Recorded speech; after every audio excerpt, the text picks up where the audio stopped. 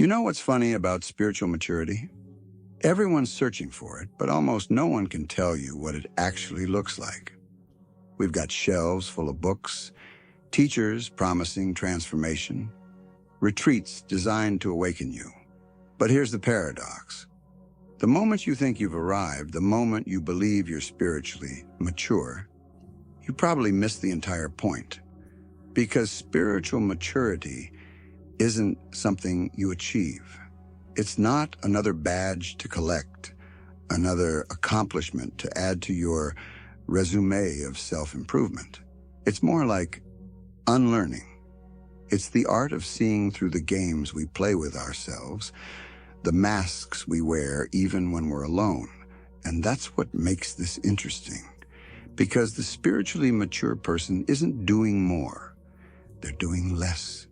They're not adding techniques and practices and disciplines to their life like layers of paint on a canvas. They're scraping away, they're removing, they're getting out of their own way. So what I want to share with you today isn't a formula for spiritual maturity. God knows we've got enough of those already. What I want to show you is what spiritually mature people have stopped doing. The habits they've dropped, the games they've seen through, the illusions they no longer entertain. Because here's the thing, you can't become spiritually mature by following a recipe, but you can recognize the patterns that keep you immature, the behaviors that keep you trapped in your own story about yourself. And once you see them clearly, once you really understand what's happening, they begin to fall away on their own. Not through force, not through discipline, but through simple recognition. Are you ready to look? Let me start with something you probably already know but don't want to admit. Most of what we call spiritual growth is just ego wearing a different costume.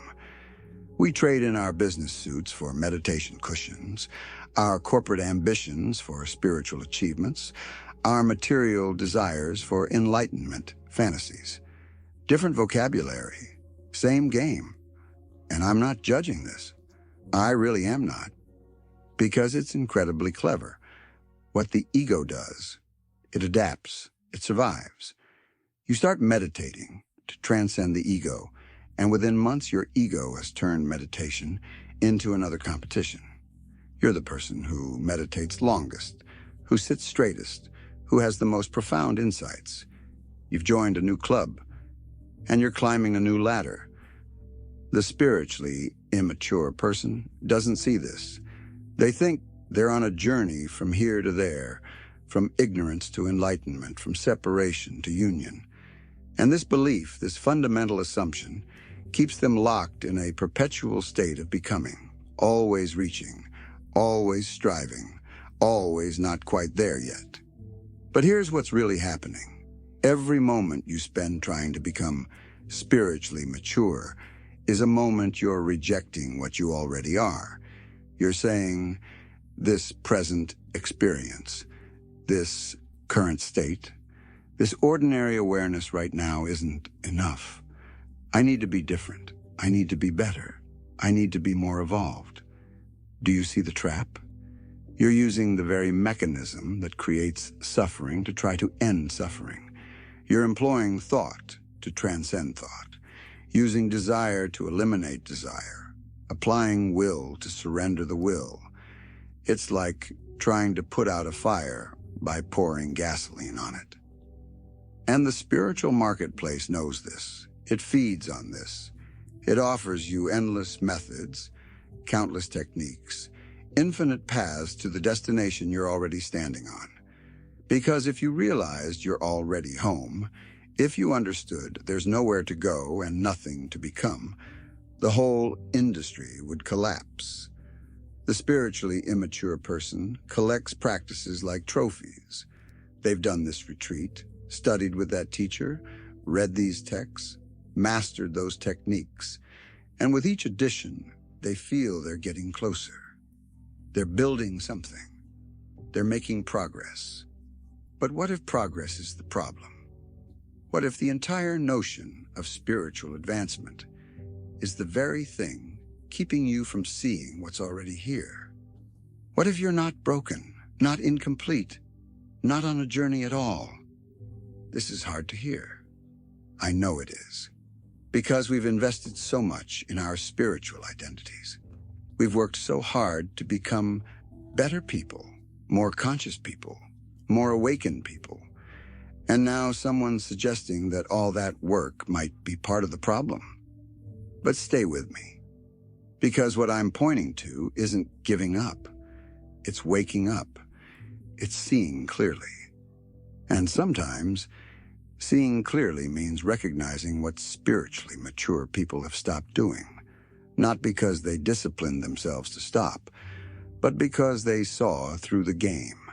So let's talk about what they don't do. And as we go through this, I want you to notice something. Notice if you're keeping score. Notice if you're checking boxes, measuring yourself, seeing if you're mature or immature. Because that noticing, that awareness of the measuring itself, that's the beginning of something real. First, spiritually mature people never pretend they have it all figured out. They've stopped performing certainty. You know what I mean by this?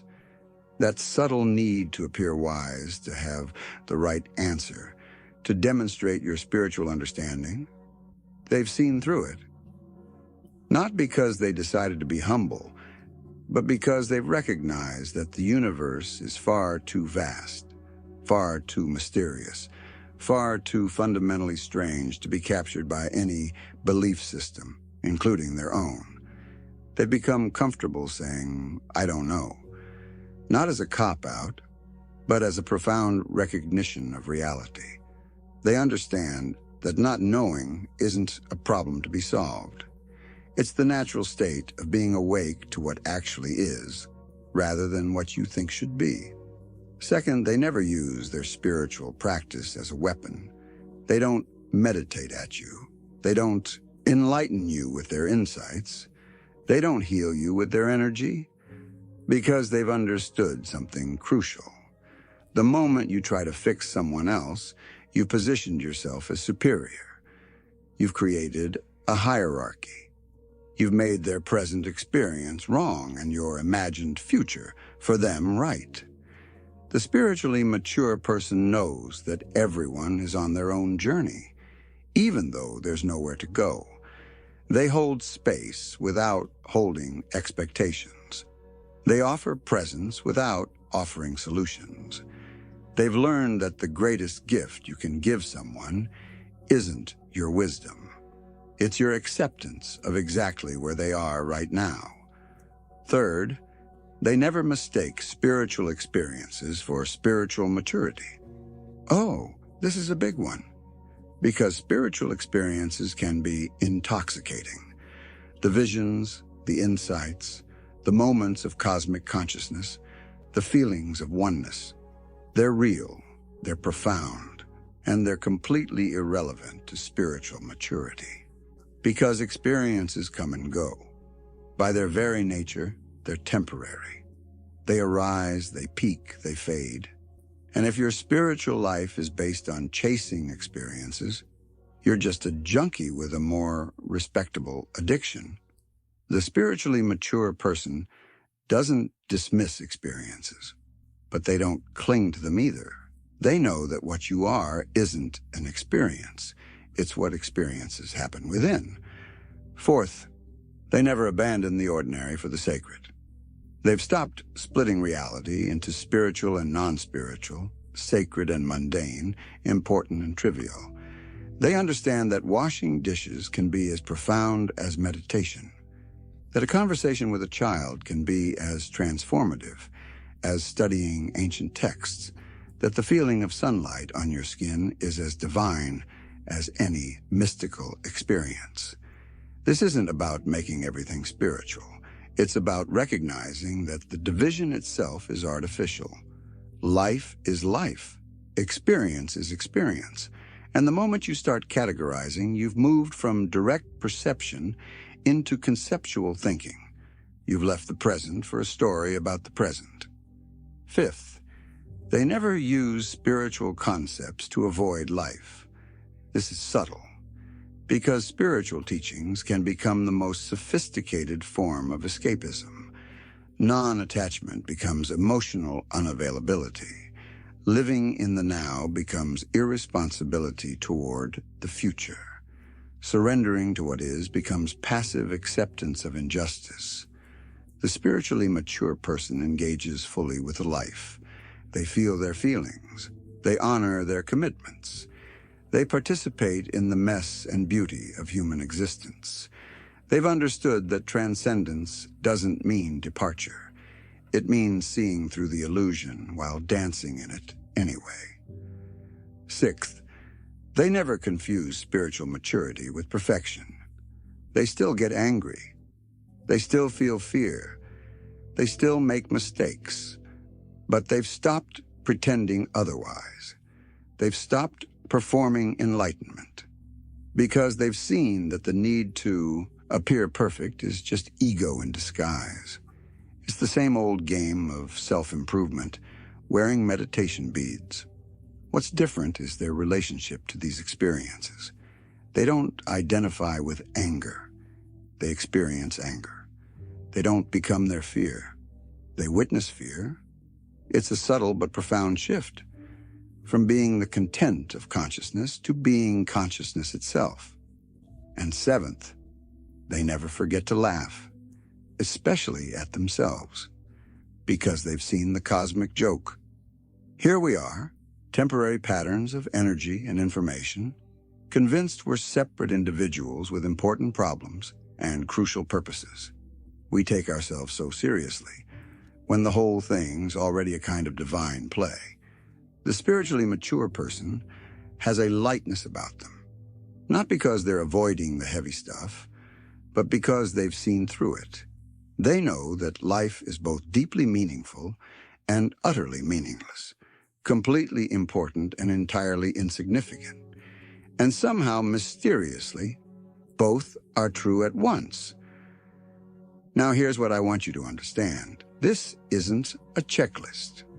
If you're reading this and thinking, okay, I need to stop doing these 7 things, you've missed the point entirely. Because that's just more of the same. That's the immature mind trying to become mature, which is the very problem we're talking about.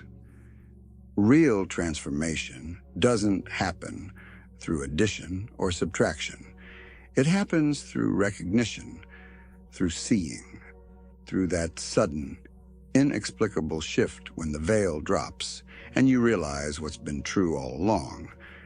Let me tell you what this looks like in practice. It's not dramatic. It's not a lightning bolt of enlightenment. It's more like you're watching a movie, completely absorbed in the story, and then suddenly you remember you're sitting in a theater. The movie continues. The plot still matters. But you're no longer lost in it. You're aware of the watching itself.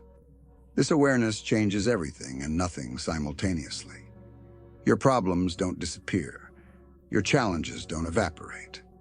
Your personality doesn't transform into something else. But your relationship to all of it shifts. You're no longer trying to fix yourself. You're no longer waiting to arrive. You're no longer postponing your peace until some future condition is met. And this is where it gets beautiful. Because the moment you stop trying to become spiritually mature, the moment you drop the entire project of self-improvement, something relaxes. Some fundamental tension releases. Not forever, not permanently. But in that moment, there's a taste of what's always been here, always been available, always been what you actually are, beneath all the stories and striving. The spiritually mature person isn't someone who has achieved something. They're someone who has stopped fighting something. They've stopped fighting with reality. They've stopped fighting with themselves. They've stopped fighting with their own experience, whatever it is. This doesn't mean they're passive. Far from it. But their action comes from a different place, not from lack, not from fear, not from the need to fix or change or improve, but from a simple response to what is, like a tree growing towards sunlight. Not because it's trying to become a better tree, but because that's its nature. You see, spiritual maturity isn't about knowing more. It's about seeing through what you thought you knew. It's not about being more disciplined. It's about recognizing that the discipliner and the discipline are both movements within the same consciousness. It's not about transcending the ego. It's about seeing that the ego was never what you actually are in the first place. And this seeing, this recognition, it's not something you can force. You can't make yourself see. But you can stop avoiding the seeing. You can stop filling every moment with distraction, with doing, with becoming. You can create space for awareness to recognize itself. This is what spiritual practices are actually for. Not to make you more spiritual, but to create gaps in the constant mental chatter long enough for you to notice what's already here. The meditation isn't making you enlightened. It's just giving you a break from the illusion that you're not. So where does this leave us? What are you supposed to do with this information? And notice that question. Notice how the mind immediately wants to turn this into a doing, into a project, into something to achieve. Here's what I'll tell you. Don't try to become spiritually mature. That's the game. That's the trap. Instead, become fascinated with your own immaturity. Watch it. Study it. See how the ego operates, how it hijacks even your spiritual seeking, how it turns everything into an opportunity for self-improvement. This watching isn't judgment. It's not analysis. It's simple, clear seeing. And in that seeing, without any effort on your part, things begin to fall away. The behaviors I've described, these things that spiritually mature people don't do, they don't disappear because you disciplined yourself. They disappear because you've seen through them. It's like finding out that the monster in your closet was just shadows and coats. Once you've seen it clearly, you can't unknow it. You can't go back to being afraid of shadows, not because you've become braver, but because you've seen what's actually there. And this is ongoing. This isn't a destination you reach, and then you're done. Spiritual maturity, if we must use that phrase, is a continuous process of seeing and releasing, recognizing and letting go. It's not about becoming perfect. It's about becoming real. Real with yourself, real with others, real with what is, exactly as it is right now. Not as you wish it were, not as you think it should be, but as it actually, undeniably, mysteriously is. And here's the strangest part, the most paradoxical part, the part that will probably frustrate you until you get it. You can't try to be real. Trying to be real is just another form of pretending. Reality is what remains when you stop trying altogether, when you stop performing, stop improving, stop becoming, and simply allow what is to be what is. This moment right now, as you're hearing these words, this is it. This is the only moment spiritual maturity could ever exist in. Not in some imagined future, when you finally figured it all out, but right here, right now, in whatever you're experiencing, however you're feeling, whoever you think you are. The spiritually mature person knows this, not intellectually, not as a concept, but as a lived reality. They've stopped waiting for life to begin. They've stopped postponing their presence until conditions are right. They've understood that this, exactly this ordinary, extraordinary, perfectly imperfect moment is what they've been searching for all along. So I'll leave you with this. Stop searching. Not because there's nothing to find, but because what you're looking for is doing the looking. Stop becoming. Not because you've arrived, but because you've always been here. Stop trying to be spiritually mature. Just be.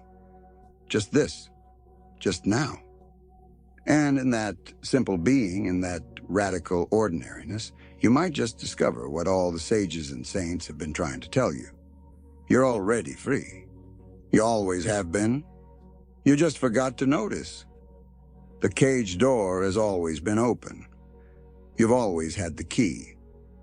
And now maybe, just maybe, you're beginning to remember.